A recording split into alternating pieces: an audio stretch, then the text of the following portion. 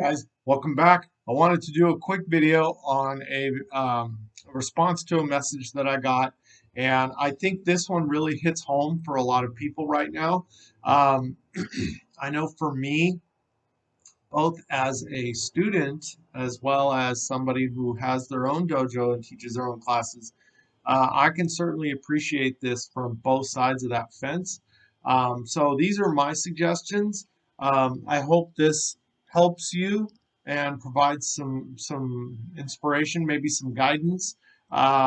Whether you're a teacher or a student, assumedly both, I think you'll find this valuable. So, real quick, this is basically a summary or recap of the email. Hey, Darren, had a quick question. I had not been training for some time due to COVID. Our school had closed, and like many people, I spent my time binge watching shows and staying home and isolating myself. Unfortunately, I have gained some weight, and it, basically, he's going on to say that it looks like now the classes are restarting again, and he has opportunity to go back to training. Um, but he says, what tips do you have or advice on coming back into training after being gone for a period and going through or having to work through the problems associated with the isolation due to COVID? And then he goes on to ask some other things. But basically, I mean, that's what he's asking. He's saying, hey, I've been out for a while. I sat on the couch and did nothing with myself as far as my training. Um, Probably watched a lot of videos on training, but didn't really put in just that good consistent training. Um, and in another part of the message, he goes on to talk about how long he'd been training and things like that. So I think this is something that a lot of us went through. I mean, be honest. How did you spend your quarantine time? And I know there are people who are self-driven. There are people that will use that time to better themselves or to improve in some way. I know for me, I had to readjust my entire lifestyle because I'm used to getting up at 5:30 and going to the gym and pounding out weights and then going to work and doing that and then going to my class and training my butt off in class and teaching classes and stuff. Very active, very social lifestyle. And then all of a sudden, nothing. So for me, I had to completely readjust my lifestyle. I have weights at home, so I was able to put in some workouts there. Spend a lot of time on my range of motion and things like that.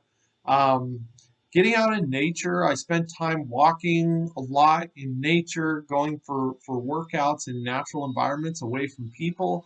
Um, and of course the research and reading books and stuff. So it gave me opportunity to focus on some things maybe in a different way. But I will be honest and tell you that there were a lot of times that I found myself spending a long time not engaging in those things, watching more stuff than I really need to, spending more time just kind of being non-productive. And I felt it in myself. My classes have just started back up again. As far as an actual facility, I did have a group. We were safely training in a park, very distanced apart, practicing on solo movement and using weapons. But there was even a period where we weren't doing that. People were just really concerned about getting together. Plus, local ordinances forbid that. So we had to make sure that we didn't get in trouble with the local authorities on what we were doing. So, um, this kind of thing has really impacted everybody.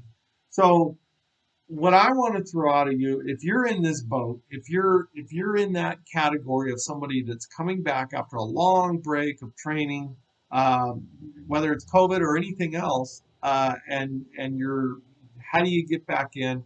Let me give you some advice here. Number one, be open about your concerns. We are still in a COVID climate. We're still in COVID risk. Now, I know some people are getting the vaccinations and their safety precautions, but there's still risks. So you need to be open and honest about that. If you have people who are high risk that live with you, or you yourself are high risk, or anything like that, communicate that with the instructor. See if there's some way to minimize the amount of exposure for you. Maybe you can train off to the side on some other things. Try to come up with that, but be honest about that. There's no embarrassment. Don't feel like you're the odd duck in the room that, because you're trying to be a little bit more careful. Everybody has to respect each person's needs. If there's somebody that doesn't, then that person's a jerk and they can just go away. This is very serious. So it's very important that you're open and honest.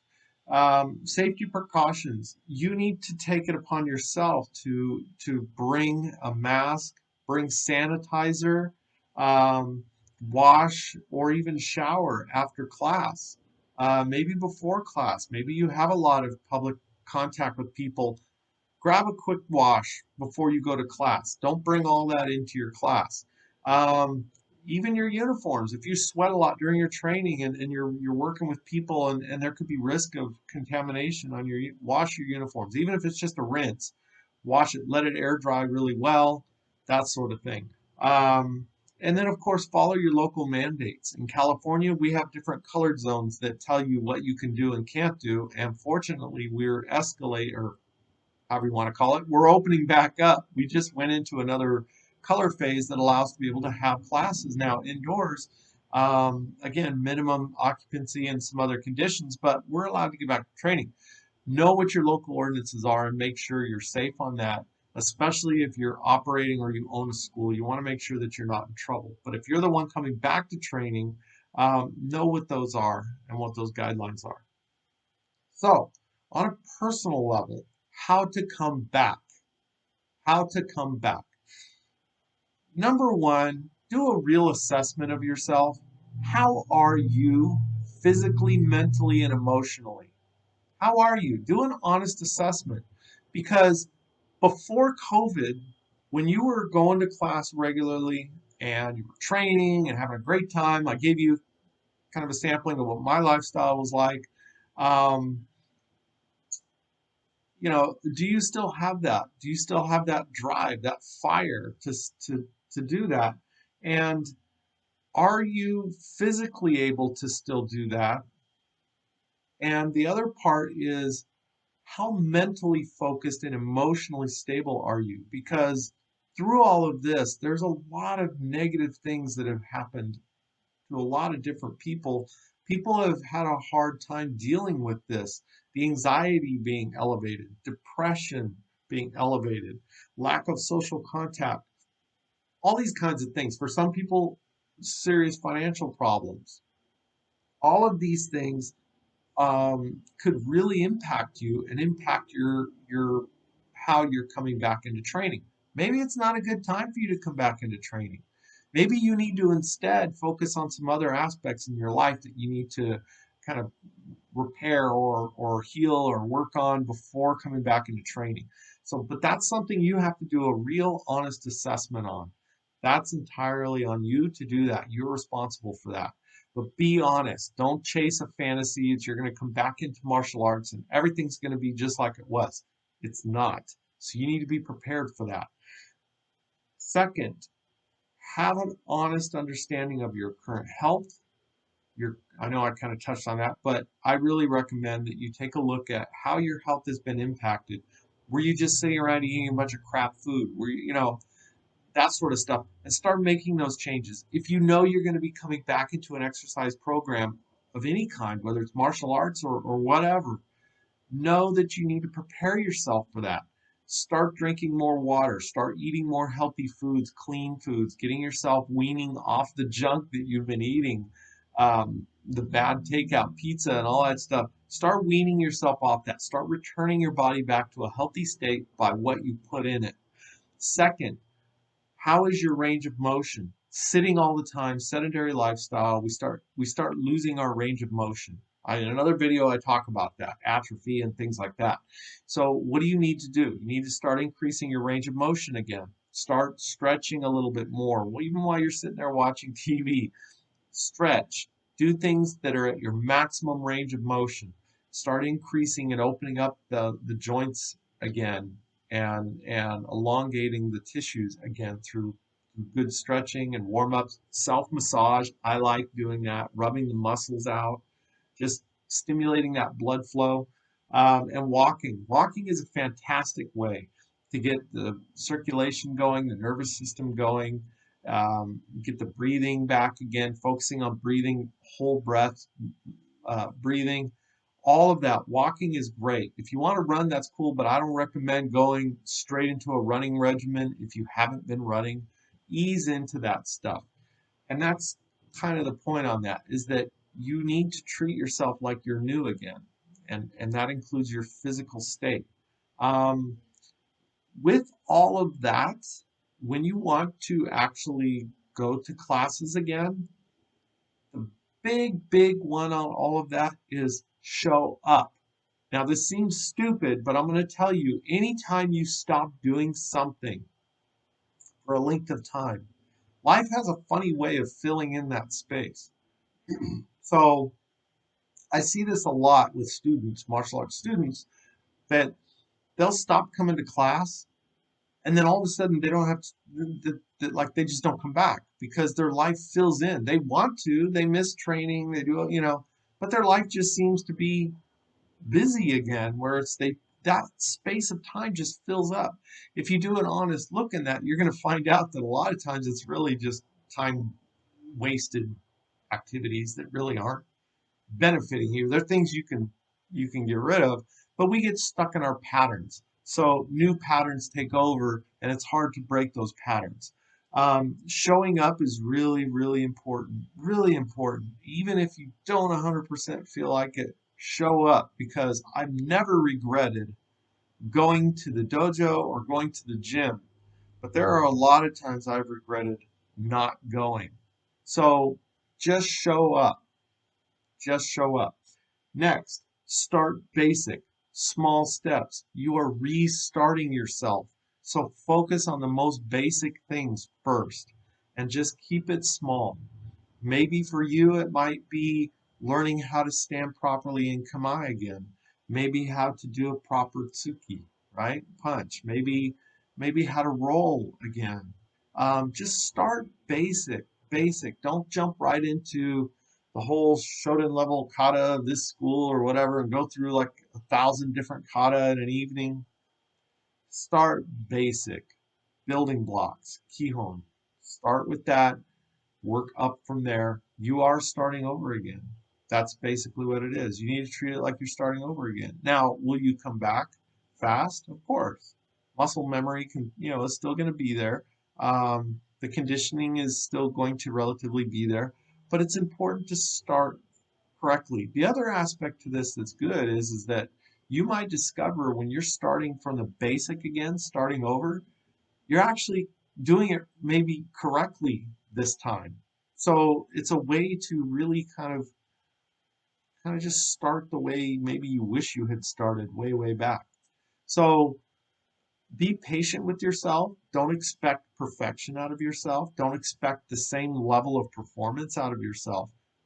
Treat yourself like you're that new student coming in.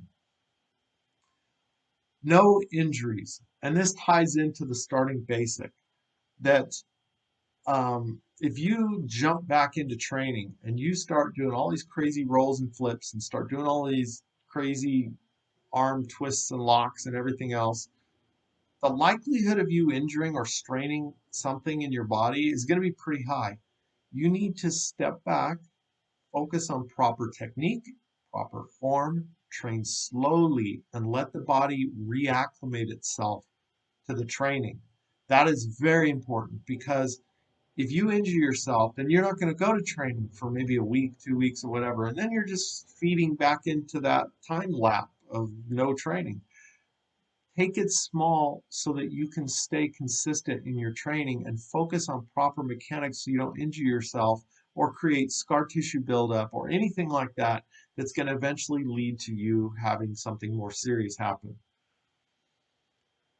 Make sure you focus on proper warm-ups before training and proper cool down after training. The cool down is just as important, if not more important, than the warm-ups.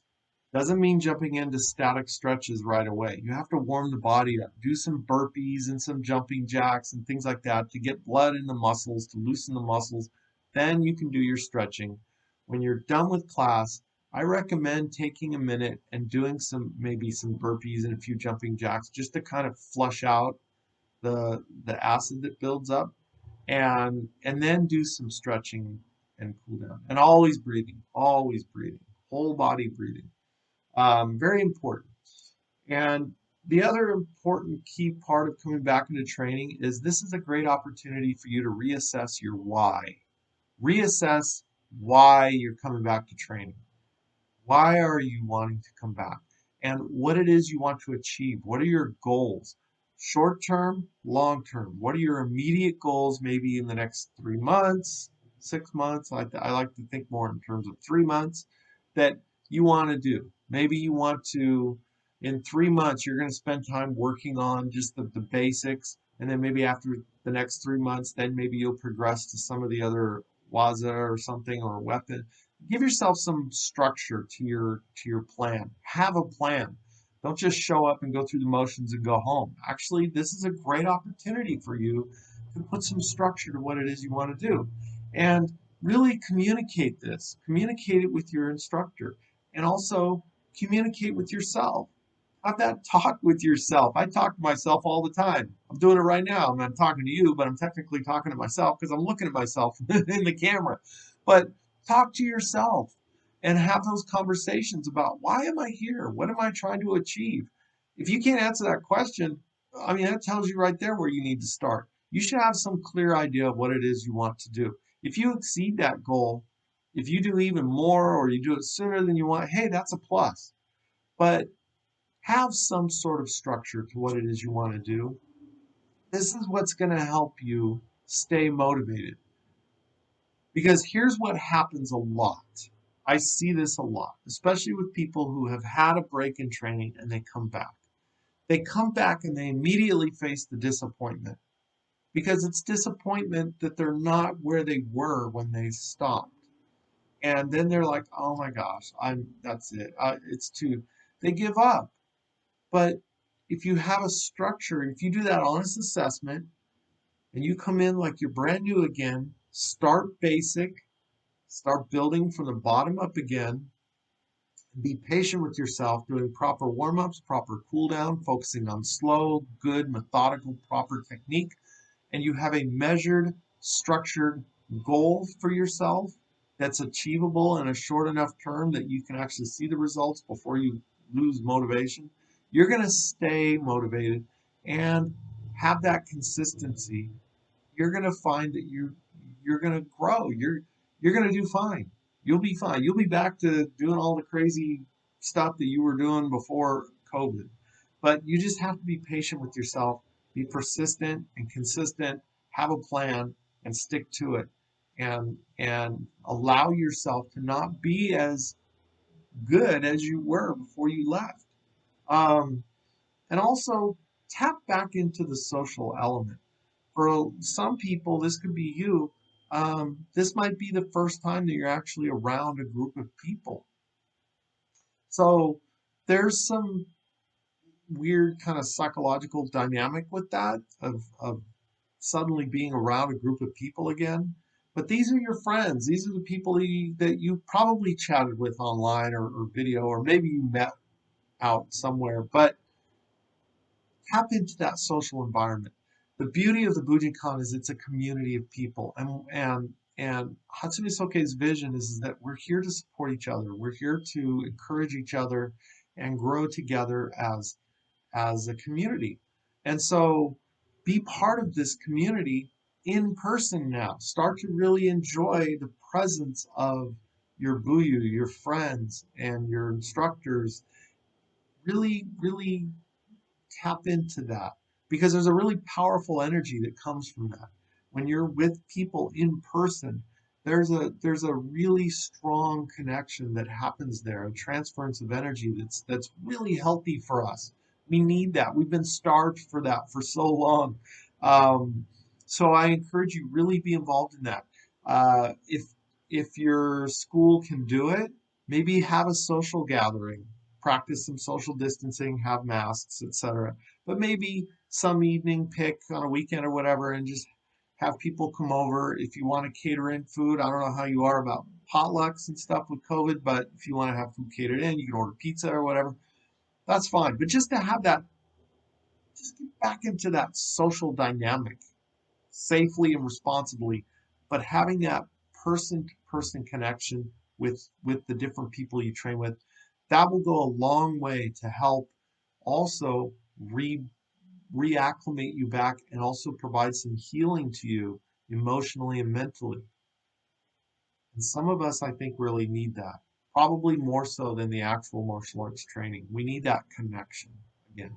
So I hope you found this useful and helpful, and please subscribe to my channel and like my videos, hit the notification. You'll get pinged when I post new content.